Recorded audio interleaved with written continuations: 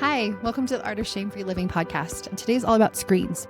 I recently had a client who was talking to me about screens and just like her kids using screens too much and how it bothers her and all of that. So things that bother you on the inside, we're going to call them triggers or emotional activation. So you can notice it kind of feels like like I just don't feel good about that. It could be a really big trigger. It can be a really small trigger. Sometimes it's a pretty small thing, but it feels really big on the inside. And that's usually what triggers feel like. So I want you to think about any time that maybe you've been triggered by your kids and screens. This could be their relationship with their phone. This could be video games. This could be any number of things. But I want you to think about a time when you felt triggered, because I think we can all relate to feeling this way as parents of kids and their relationship with screens. And so the advice that I gave her, I think, is pretty counterintuitive sometimes. And I think it's something that might be very different than what you might hear. And I felt like it was worth giving an episode to because I think it's important. What I told her initially, usually what I ask people when they come to me with this is I say, what do you think about screens and you? Like, how is your relationship with screens? And inevitably, people are like, oh, it's bad too. I don't like my relationship with screens. I'm on it too long or whatever. So before we even start to access like what's happening with my kids and why, I would offer, if this feels like a struggle for you too, and you would like to see it happen differently with your kids, I want you to first come back to you. So number one, what is my relationship with screens like?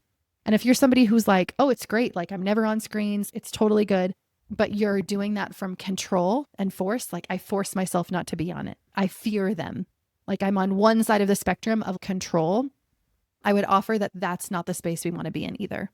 The other side we can be in is apathy. There's nothing I can do about it. It doesn't even trigger me anymore because there's no way that this will ever change. I know that it's not a great thing that's happening, but I can't do anything about how often they're on screens.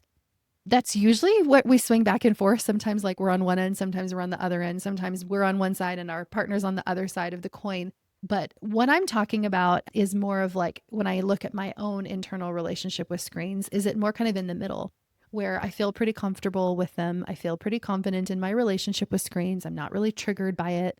I feel like I have a good offline life. Like I don't have to be online all the time, but I also don't feel like I'm controlled by it or fearful of it or, that force control energy. If anything comes up as I'm speaking about that, I would invite you to kind of pause and just sit for a moment.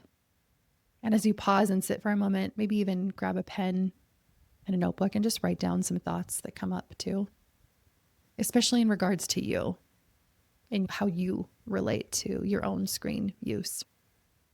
Okay, so number one is us and what's going on with us, because it always starts within us.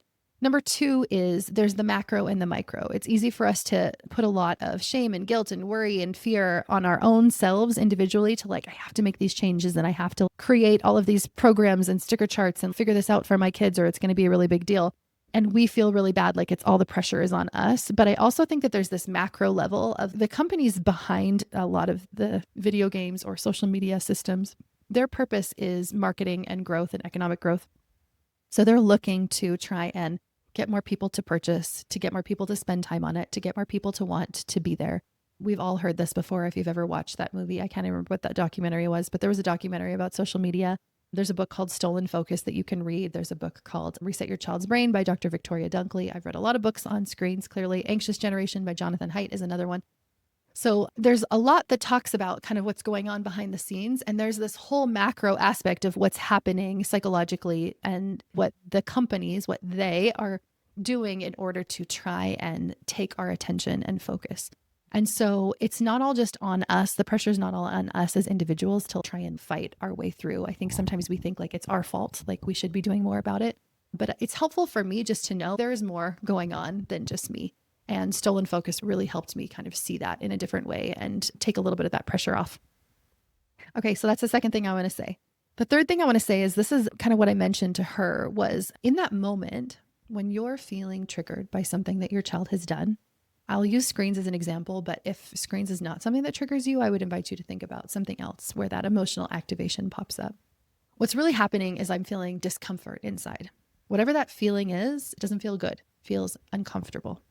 And as that uncomfortable feeling pops up, what I want us to do is instead of reacting to or shutting down and doing nothing or people pleasing and just trying to make it all better, which is usually our go-tos, I want us just to sit with the feeling.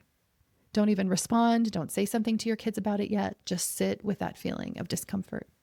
And I would invite you to try this practice out for a week, 2 weeks, maybe even 3 weeks. Maybe give yourself a 21-day challenge where before you ever decide to make a decision, create a new boundary, create a new rule system around screens or whatever you're trying to do, to sit with the discomfort that's coming up within every time you think about it, every time you're triggered by it, every time your kid gets home and they don't want to talk to you and they just go right on their cell phones.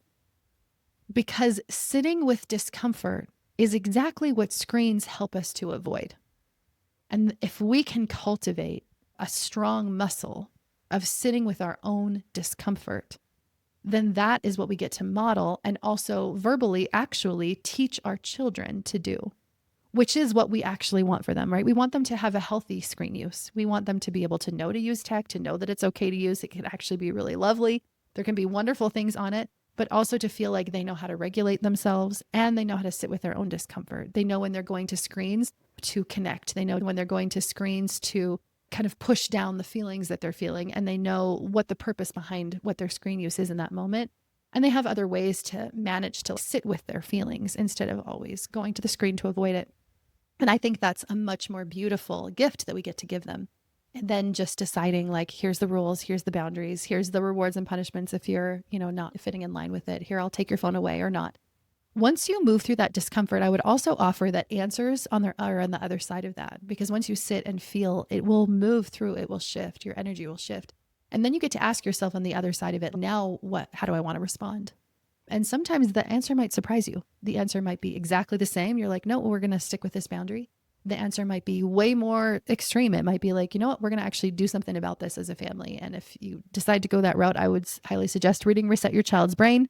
But sometimes it's like, less like I should just talk to them about this less, or maybe less in the way that I have been, that is a little bit more shaming or a little bit more pressury or forced, and have them be part of the conversation a little bit more. Maybe there'll be a little bit more listening and a little bit more understanding happening on both sides. Because when I'm acting from an activation, from an emotional activation inside, I'm not going to be my best self. I'm not going to be reacting in a way that feels good to me. I'm going to feel bad about it later. And so as I sit and as I allow the feeling to kind of move all the way through me, the answers on the other side will be there. And answers that are unique to you and to your kids and to what you're going through and to the ages of your kids and the stages of them, that nobody knows, no random stranger on the internet. I don't know it. Nobody else on social media, even if they tell you what to do, they don't know it either. They don't know you. They don't know your child. So I would offer just to pause, to listen, to sit, to feel, and to know that is a skill that you really want to cultivate and that you really want to be able to teach and model to your kids, and that it will be a skill that will serve them well in the future in their own screen use and regulation around it. So I hope this was helpful.